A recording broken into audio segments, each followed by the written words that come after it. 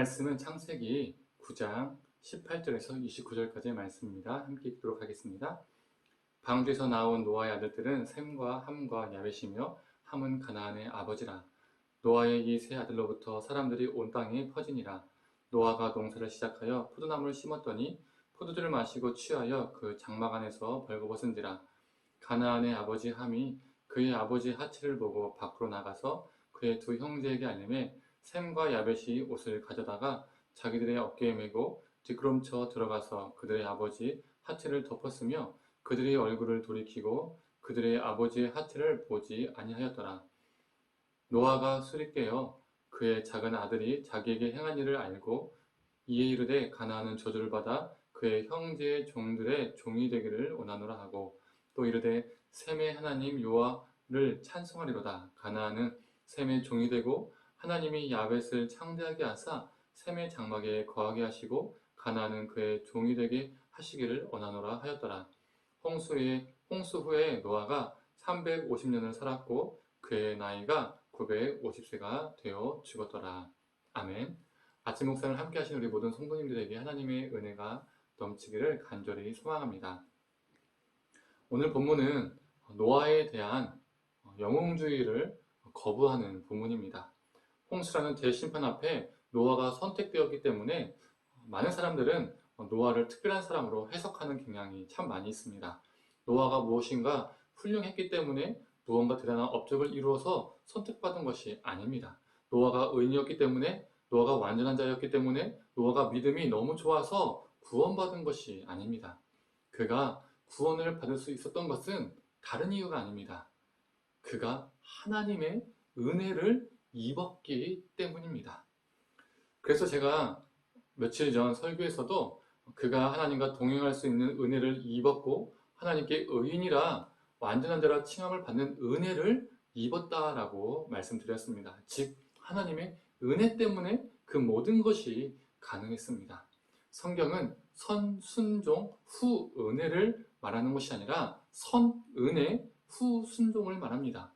선순종 후 은혜를 우리가 많은 사람들이 주장하고 생각하고 그런 개념이 가득한데, 우리가 무언가 순종을 하고 무언가 잘하고 하면 하나님께서 은혜를 베푸신다고 하면 우리 하나님은 어떤 분이 되십니까? 우리 인간에게 따라오는 존재, 종속적인 신이 됩니다. 하지만 성경에서 말하는 우리 하나님은, 성경이 말하는 그 원리는 선은혜, 하나님께서 베풀어 주신 그 먼저의 은혜가 있고 그 은혜에 감사여서 우리 인간이 순종하는 것입니다. 그도 분명 연약하고 부족한 자였지만 당대의 사람과 달랐던 것은 그 은혜에 순종으로 반응한 것이죠. 그런데 우리는 노아를 늘 고귀한 사람으로 보려는 시각 때문에, 영웅주의적 관점으로 보려고 하기 때문에 노아가 아닌 그의 아들 함만 잘못했다라는 방식으로 해석하려고 할 때가 많이 있습니다. 그리고 노아가 자신의 아들들에게 내린 축복과 저주의 말씀을 하나님의 말씀으로 100% 이해하고 해석하려고 하는 경향이 있습니다. 이게 영웅주의적 색안경을 끼고 보기 때문입니다. 그런데 요즘 말로 하면 술이 떡이 되도록 마시고 고주망태가 되어서 옷을 홀라당 다 벗은 사람이, 그런 사람이 한 말을 하나님의 말씀으로 받아들여야 할까요? 그 상태가 지극히 이성적이고 신앙적인 상태였을까요? 아주 가끔씩 뉴스나 인터넷 기사에서 고주망태가 되어서 나체로 길거리에 돌아다니는 사람들이 보도될 때가 있습니다. 우리는 그런 사람들을 보면 어떻게 바라봅니까? 제정신으로 보나요? 정신이 맑은 사람으로 보나요? 아닙니다.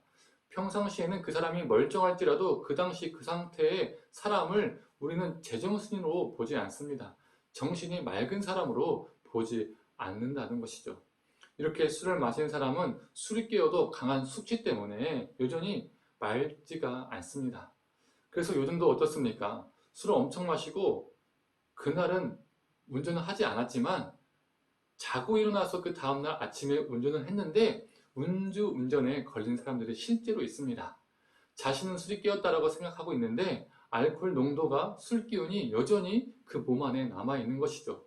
하루가 지나도 인간이 올바른 판단을 할 수 없다는 그 수치, 그 한계를 알코올 농도가 넘어섰다는 겁니다. 노아도 마찬가지겠죠. 노아가 아무리 성경의 위대한 인물일지라도 그도 사람인 이상 마찬가지입니다. 그가 고주망태가 되었다가 깨인 상태에서 한 말은 거룩한 하나님의 말씀이라고 볼 수가 없습니다. 맨정신으로 제대로 했을까요? 아니겠죠. 그의 잘못, 그의 죄는 무엇입니까? 첫 번째로 인사불성의 고주망태가 되어 나체로 있었다는 것입니다. 그 당시에 나체는 자신에게도 수치지만 나체를 본 자에게도 수치를 주는 행동이었습니다. 벌거벗은 자보다 벌거벗게 만든 자 또는 그 나체를 본 자를 더 수치스럽다라고 사람들은 여겼었습니다. 그래서 오늘 본문에서도 셈과 야벳이 아버지의 나체를 보지 않기 위해서 어떻게 합니까? 뒷걸음쳐 들어갑니다. 그리고 노아의 하체를 보지 않았다라고 기록하고 있습니다. 그것이 자신들에게 수치가 되기 때문에 아버지의 하체를 보지 않기 위해서 고개를 돌리고 뒷걸음쳐서 아버지의 하체를 가린 것이죠. 즉 노아는 타인에게도 수치를 주는 행동을 했다는 것입니다. 둘째, 이 자신의 행동으로 타인, 즉 자식들로 하여금 죄를 지을 수 있는 구실을 제공했다는 겁니다. 셋째, 자신에게 잘못을 한 사람에게 대한 그의 대응, 그의 대처입니다. 저주로 대처를 했던 것이죠. 함도 분명 잘못을 했습니다. 나치 상태인 아버지 노아를 자신이 처음 발견한 사람이었기 때문에 자신의 옷으로 조용히 아버지 하체를 가릴 수 있었으나 그러나 형제들에게 알려서 그것이 의도적인지 아니면 그렇지 않은지는 모르겠으나 결론적으로 아버지를 공개적으로 망신을 주게 만들었습니다. 분명 함의 잘못도 있었지만 이에 대한 노아의 대응은 참 잔인했습니다. 처참한 결과를 낳았죠.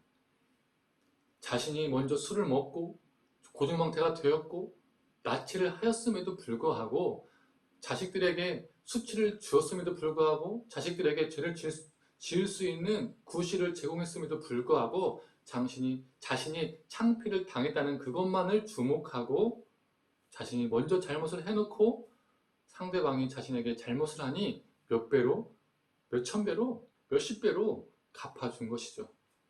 노아의 이 영웅주의 해석은 너무 변질되어서 심지어 나중에는 백인 우월주의적 해석으로 확장되기도 했습니다.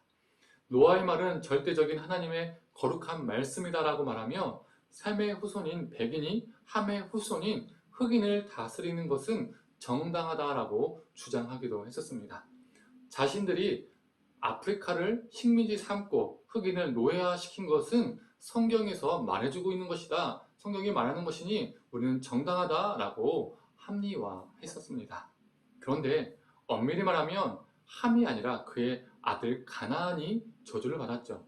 그리고 가나안의 후손들은 가나안 땅의 사람들입니다. 즉 중동 사람들이죠. 그러니 흑인들이 아니라는 겁니다. 이런 백인 우월주의적 해석도 말이 안 되는 것이죠. 우리가 여기에서 기억해야 하는 것이 무엇일까요? 이전 설교에서 언급했던 것처럼 사람이 마음이 계획하는 바가 악하다는 것입니다. 노아도 그의 아들도 그리고 우리도 마찬가지입니다. 그래서 우리는 오늘 본문을 보며 노아의 영웅주의적 해석이 아니라 하나님 은혜주의적 해석으로 오늘 본문을 바라봐야 합니다. 하나님의 은혜 없이는 노아도 존재할 수 없었고 우리도 존재할 수 없었다는 것을, 이 하나님의 은혜가 없었다면 노아나 우리나 그냥 죄인으로 그 우리의 인생의 끝을 볼 수밖에 없다는 것을 우리는 기억해야 됩니다. 오직 하나님의 은혜가 오늘 본문에서 드러나는 것입니다. 사랑하는 성도님들, 오늘 하루도 우리 삶을 하나님의 은혜주의적 관점으로 해석하며 살기를 간절히 소망합니다. 하나님의 은혜로 오늘 하루를 힘내어 사시는 저와 우리 성도님 되기를 간절히 축원합니다. 함께 기도하겠습니다. 하나님, 오늘 본문을 통해서 노아가 분명 믿음의 조상은 맞지만 영웅은 아니었음을 보게 됩니다. 우리가 성경의 인물들을, 노아뿐만 아니라 그 믿음의 조상들을 영웅주의적 관점으로 보지 않게 하여 주시옵소서. 그들도 하나님의 은혜가 없었으면 존재할 수 없었던 존재임을 기억하게 하여 주시옵소서. 우리가 어떤 인간에게 주목하고 영웅주의적 해석이 아니라 하나님의 은혜주의적 해석을 할 수 있도록 주님 붙들어 주시옵소서. 우리에게 일어난 모든 사건들, 삶의 모든 일상들, 그리고 성경의 사건들을 하나님의 은혜주의적 사건으로 우리가 바라보게 하시고 그 은혜를 통하여 우리가 더욱더 힘입어서 살아가는 존재가 되게 하여 주시옵소서. 감사드리며 사랑의 원하신 예수님의 이름으로 기도드립니다. 아멘.